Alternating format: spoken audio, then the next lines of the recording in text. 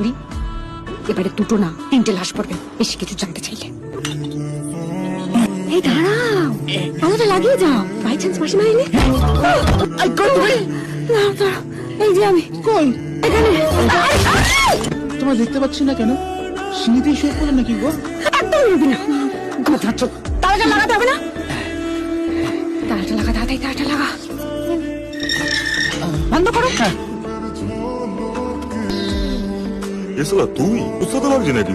আমি তোর ভাইয়ের মতন, আমাকে তো ফোঁটা দেয় কিন্তু মৌরি বলে ডাকে। এটা খুলে দেন না।